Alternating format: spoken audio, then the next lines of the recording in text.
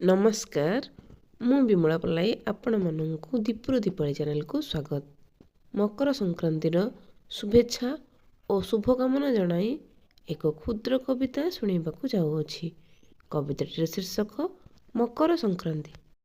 12 मासे 13 परब परा आम संस्कृति, संक्रांति मध्यरे उत्तम मकर संक्रांति। कृषि भित्तिक ए परब, कृषक मन खुशी, मकर चाउल करिण इष्टे लगी दियंती। श्रीक्षेत्र रे आजी गहली लागिछि, लक्ष्मी माँ फेरुछंती श्रीमंदिर, नहीं आसिछंती सागर दुलणी, साथी रे मकर भार। नुआ चाउल रे कदली मरीच, नुआ गुड़ छेना देई, नाना फले क्षीर को पकाई मकर चाउल प्रस्तुत हुए।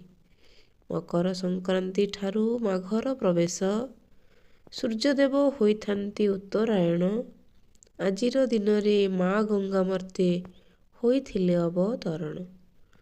आजिर दिन रे कुलवृद्ध भीष्म स्वर्गारोहण करिथिले।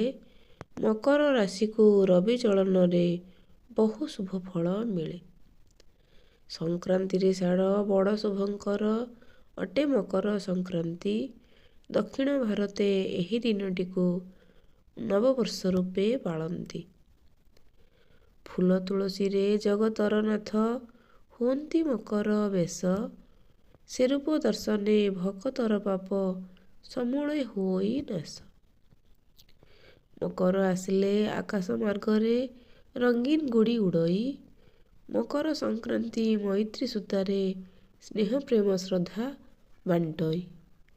गुड़ी परी मन नाची नाची जाऊ, जगार आशीष मिलू, भरी जाऊ मने खुशीर आसर, मने शांतिर लहरी खेलू।